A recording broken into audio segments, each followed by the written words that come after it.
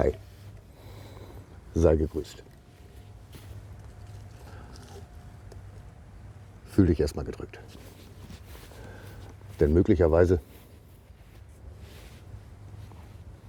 verändert sich gerade viel in deinem Leben.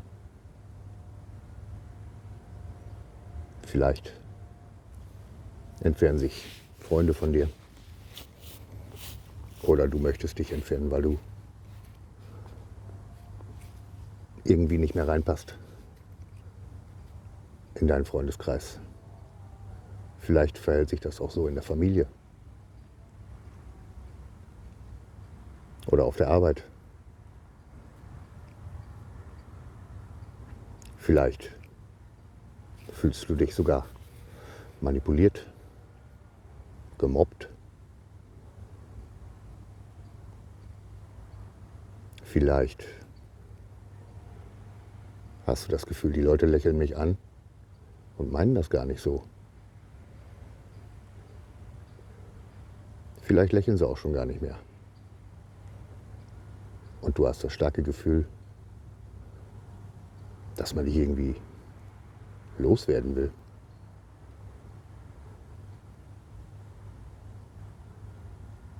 Vielleicht fühlst du dich auch einfach nur total unwohl in deinem Umfeld.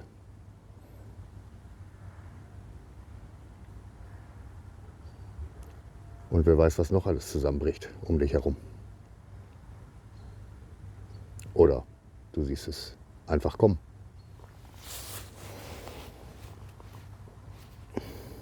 Oder du hast es gerade hinter dir und steckst gerade in irgendeinem Loch und hast keine Ahnung, wie du da rauskommen sollst. Vielleicht kommst du abends nach Hause von der Arbeit und fühlst dich total abgeschlagen und hast überhaupt keine Ahnung, warum. Klar, du hast gearbeitet. Da ist man erstmal, muss man sich ein bisschen ausruhen. Aber eigentlich sollte man doch sich auf der Arbeit einigermaßen wohlfühlen. Und wenn das so ist, dann kommt man abends auch nicht unbedingt so abgeschlagen nach Hause, sondern eher erfüllt. Weil es Spaß gemacht hat auf der Arbeit. Aber dir macht es vielleicht keinen Spaß mehr. Vielleicht hast du einfach die Schnauze voll und willst da weg. Vielleicht hast du auch keine Lust mehr, Partys zu feiern, ständig rauszugehen. Siehst keinen Sinn mehr daran.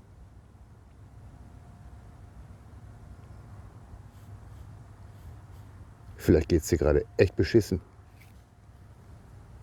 Möglicherweise.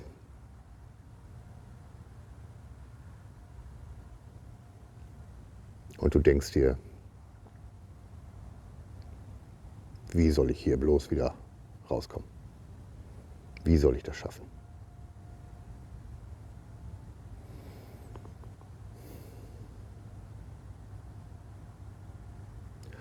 Ich bin übrigens Sascha. Und warum ich diese Sachen anspreche und warum ich den Eindruck habe, dir vielleicht da helfen zu können. Vielleicht sind es nur ein paar Sätze, die dir helfen, ein paar Wörter. Ich bin kein spiritueller Guru oder so. Ich bin kein Psychologe. Ich habe viel erlebt in meinem Leben, das kann ich wohl sagen. Ich behaupte einfach mal, mein Leben war nicht ganz leicht. Und zwar von der Kindheit an. Was also sagt mir, oder was, glaube ich, befähigt mich, Menschen helfen zu können. Das sind einfach meine Erfahrungen. Ich kann dir sagen, alles, was ich eben angesprochen habe, und das waren nur ein paar Dinge, habe ich bereits erlebt. Nicht nur einmal. Wobei ich sagen muss, die letzten paar Jahre waren eigentlich die heftigsten. Es war wirklich nicht leicht. Ich verrate dir, ich bin 49 Jahre alt und als ich 30 war, da habe ich mal so durchgezählt, an wie viele Umzüge, also Wohnungsumzüge von A nach B, ich mich erinnern kann. Als ich 30 war, waren es 30 Umzüge. Hört sich nicht ganz realistisch an, aber glaub mir, es war so. Und die Zeit, mein letztes Jahr, in dem ich viel in mich hineingeschaut habe, da habe ich nochmal festgestellt, es waren eigentlich mindestens 2 Umzüge mehr. Denn im Alter von 4 Jahren als ich im Alter von 4 Jahren war, haben sich meine Eltern getrennt. Und da habe ich durch das war schon eine traumatische Erfahrung, völlig verdrängt, dass ich 2 Umzüge vergessen habe. Denn scheinbar wurde ich für eine gewisse Zeit bei einer lieben Freundin der Familie geparkt, wie auch meine Geschwister. Und das wusste ich alles gar nicht mehr. Hatte ich vergessen. Aber egal, wir wollen da gar nicht erst so tief reingehen. Ich wollte ja mal eben kurz umreißen, warum ich glaube, dass ich vielleicht mit meinen Erfahrungen dir etwas mitgeben kann, was dir vielleicht hilft. Als ich die letzten traumatischen Erfahrungen in meinem Leben erfahren habe, die jetzt noch gar nicht so lange her sind, es waren die härtesten, es waren wirklich krasse Erlebnisse, die ich da hatte,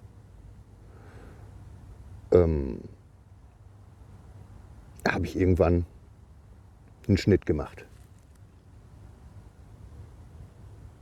Ich habe gekündigt, meine Arbeitsstelle. Ich habe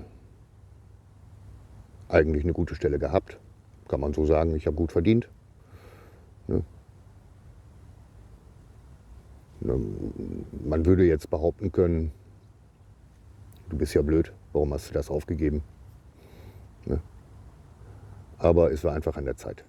Ich habe mich in meinem Leben überhaupt nicht mehr wohlgefühlt. Ich habe alles quasi an sozialem Umfeld verloren gehabt. Ich habe mich auch ehrenamtlich engagiert gehabt in dem Dorf, in dem ich lebe zurzeit.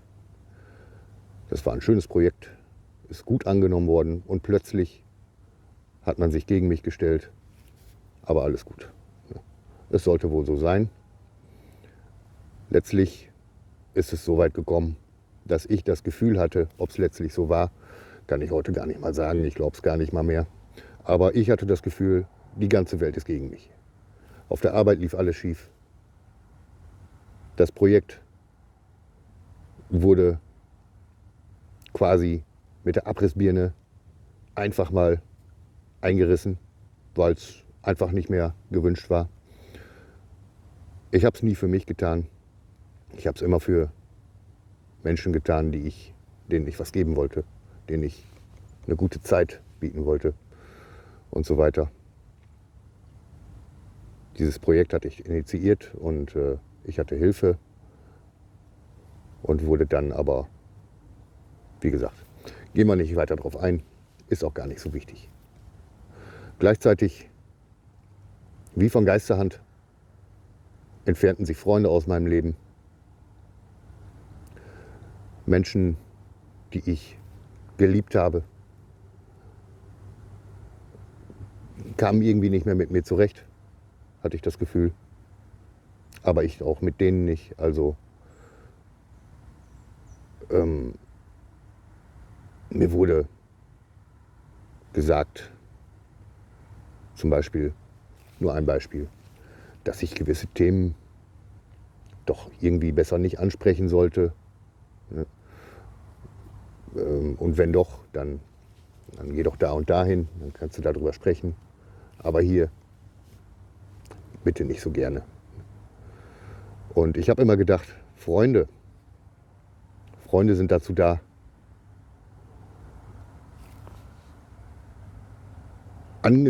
sich angenommen zu fühlen, ja, dass man sich akzeptiert fühlt. Aber ich habe immer mehr gemerkt,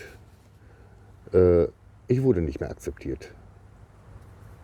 Zumindest nicht das, was ich so an Themen, was mich beschäftigte. Ich sage mal ganz deutlich, ich habe mir manchmal für meine Freunde den Arsch aufgerissen. Und was ich dafür zurückbekommen habe, war eigentlich gar nichts. Nicht viel. Wenn ich schöne Momente nochmal mit meinen Freunden teilen wollte, die ich als schön empfunden habe, da konnten die sich gar nicht dran erinnern. Und solche Dinge. Also war für mich irgendwo klar, hier muss eine Veränderung rein. Ich habe wirklich einen Schnitt gemacht. Ich habe alles, was mich bisher gehalten hat in meinem Leben, habe ich beendet. Rigoros. Ich habe also einfach alles beendet. Und siehe da, von diesen Freunden, es gibt noch aktuell, an dem Punkt, wo ich jetzt bin, ich sag mal 3, 4 Leute in meinem Leben, ne, die ich ab und zu sehe, die ich auch gerne sehe und die ich auch liebe. Aber das war's. Der Rest meiner Freunde, die haben sich alle nicht mehr gemeldet. Ich kann jetzt schon, also das ist schon viele Monate jetzt. Ne? Keiner interessiert sich groß. Augenblick, ich muss mal kurz eine Pause machen. Wo war ich? Ah ja. Wie gesagt, fast sämtliche Menschen sind aus meinem Leben gegangen. Und es war alles nicht leicht für mich. Es war wirklich nicht leicht. Ich habe bewusst angefangen, mein Leben anzuschauen. Und zwar von der Kindheit an, von meinen frühesten Erinnerungen bis heute. Und ich kann euch sagen, ich kann dir sagen, ich habe jedes Trauma, das ich erlebt habe, an das ich mich erinnern konnte und was wieder hochgekommen ist. Denn wenn man erst einmal anfängt, dann kommt so vieles wieder raus. So vieles kommt wieder hoch. Ich habe für jedes Trauma nicht nur eine Träne geweint. Ich habe so viel geweint, ja, auch Männer tun das. Und Männer, ich glaube, sollten das mal mehr tun. Natürlich auch die Frauen. Grundsätzlich leben wir in einer Zeit, in der die Manipulationen und die Glaubenssätze die Menschen so sehr beeinflussen, dass die Menschen völlig vergessen haben, was eigentlich wichtig ist im Leben. Wir opfern uns auf für andere. Wir wollen andere glücklich machen. Wir wollen anderen Menschen helfen, das ist ja auch gut. Aber was das Problem ist, wir vergessen uns komplett selber. Wir vergessen uns einfach, weil wir andere glücklich machen wollen, weil andere Menschen oder wir glauben, dass andere Menschen einem sonst nicht,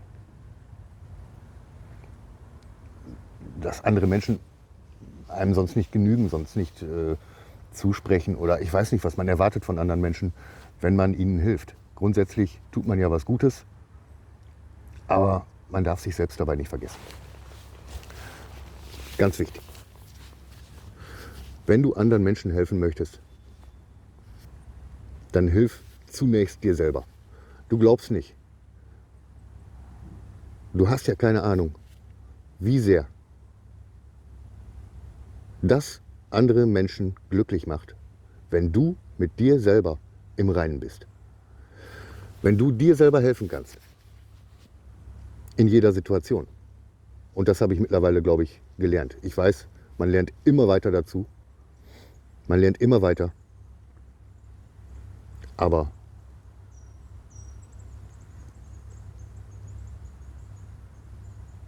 fang bei dir selber an.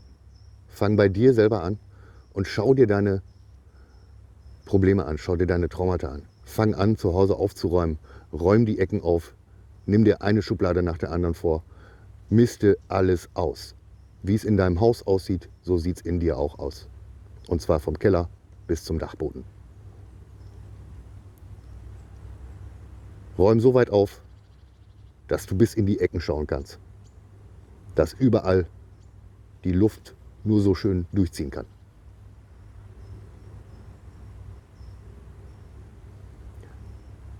Der Prozess, sich selber anzuschauen, der kommt dabei automatisch. Das habe ich dabei so gelernt.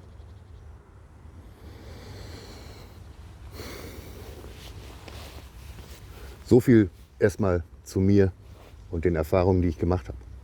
Ich möchte vielleicht für dieses Video, was dich aus irgendeinem Grund gefunden hat, denn du hast das Video nicht gesucht, das Video hat dich gefunden, möchte ich dir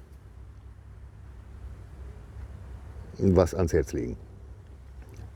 Ich möchte mit dir über ein Wort sprechen. Ein Wort. Ein Wort, hinter dem ein Rufzeichen stehen sollte. Und niemals, niemals ein Fragezeichen. Wenn du hinter dieses Wort ein Fragezeichen stellst, dann wirst du selber zum Fragezeichen. Und das sehen die Menschen dir an. Das Wort heißt Nein. Fang an, Nein zu sagen.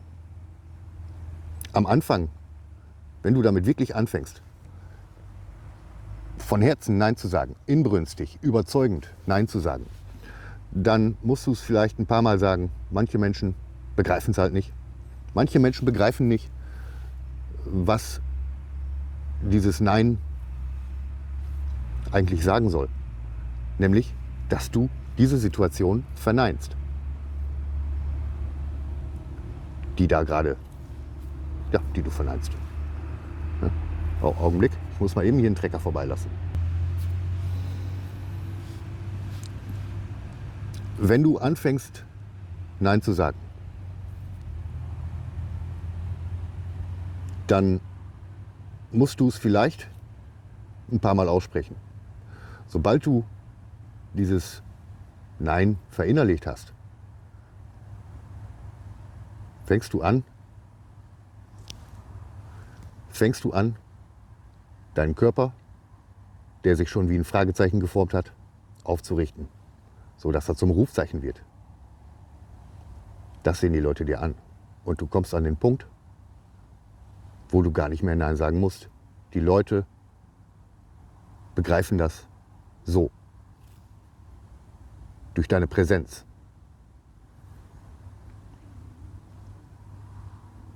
Wenn du an dem Punkt bist, dass die Leute begreifen, mit dir kann man nicht mehr alles machen. Der opfert sich nicht mehr auf. Oder die. Für mich einfach. Ich kann den ja gar nicht mehr aussaugen. Ich kann die Energie nicht mehr abzapfen. Dann fragen die Leute jetzt gar nicht mehr. Ja. Manche müssen es etwas öfter hören, dieses Nein, bis sie es begreifen. Und letztlich führt es oft auch dazu, dass man sich einfach aus einer Situation entfernen muss.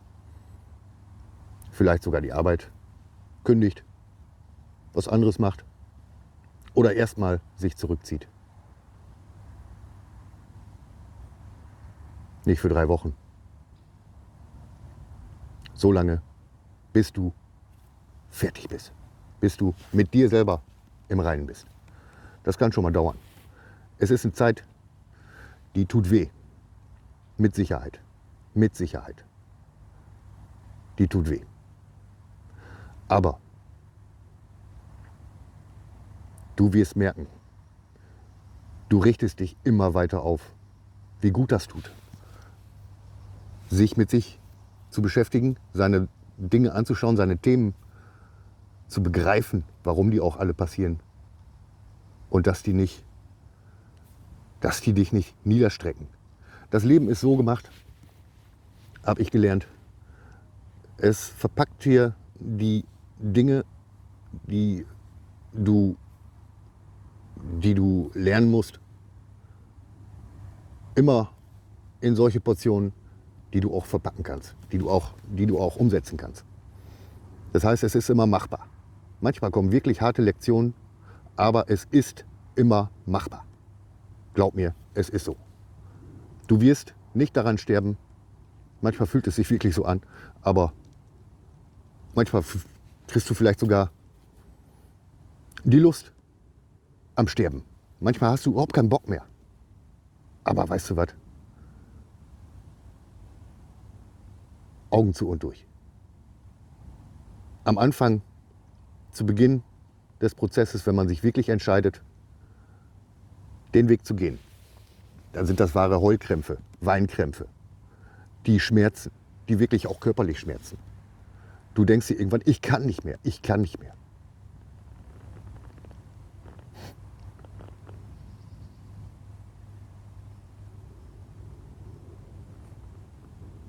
Aber du kannst, du schaffst das. Es wird leichter. Es kommt auch immer wieder. Es kommt immer wieder und wird immer weniger. Du lernst immer mehr und mehr damit umzugehen.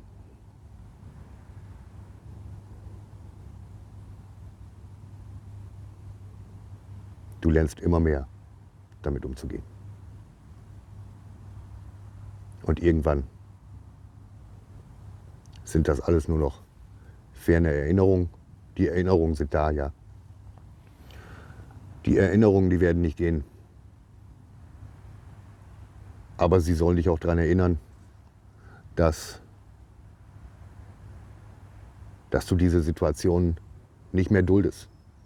Dass du einfach aufhörst. Dass du einfach aufhörst, dich für andere ewig aufzuopfern und nichts dafür zurückzubekommen.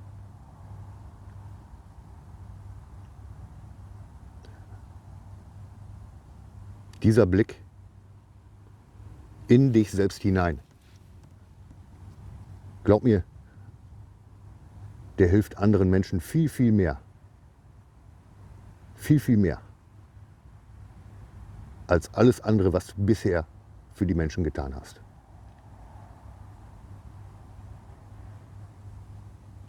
Und du entwickelst eine Dankbarkeit dafür, das erkannt zu haben,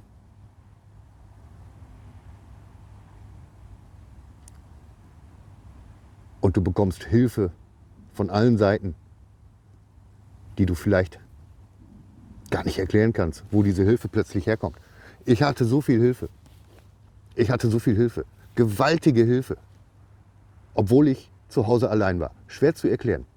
Aber glaub mir, wenn du den Prozess wirklich angehst, wenn du es wirklich tust, dann wirst du irgendwann verstehen, was ich meine. Du hast Hilfe. Nutze die digitalen Möglichkeiten, die du hast. Und damit meine ich nicht irgendwelche Dating-Apps oder so ein Scheiß. Ne? Nutze digitale Möglichkeiten. Scroll dich durch die YouTube-Videos oder sonst wo. Die richtigen Inhalte, die werden dich finden. Nutze Schlafmeditationen. Wenn du nicht so der Typ für Meditation bist, dann lass es einfach abends laufen beim Einschlafen. Tut gut und ist unwahrscheinlich hilfreich. Unwahrscheinlich hilfreich. Die Zeit, in der wir leben, ich glaube einfach, die macht das jetzt notwendig. Für Menschen, die wirklich Lust haben, sich selber besser kennenzulernen.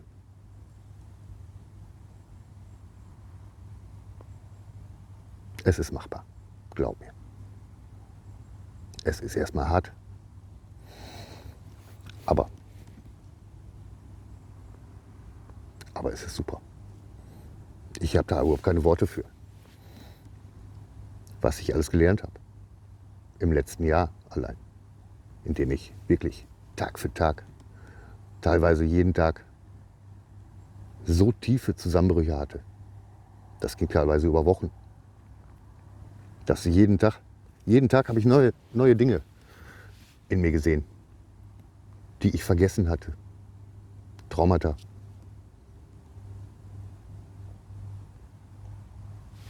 Es ist heftig, aber machbar. Fass allen Mut zusammen. Fass allen Mut zusammen. Und geh es an. Kündige die scheiß Arbeitsstelle. Sag deinen Freunden, was Phase ist. Und geh weiter. Geh deinen Weg. Nicht den Weg der anderen Leute. Nicht den Weg deines Chefs, was der von dir will. Scheiß drauf. Scheiß drauf. Du bist wichtig. Sonst niemand. Du bist wichtig.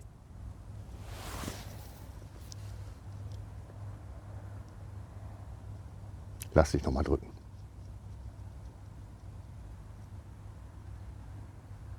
Fang an, Nein zu sagen. Mit Rufzeichen. Bis bald. Alles Gute.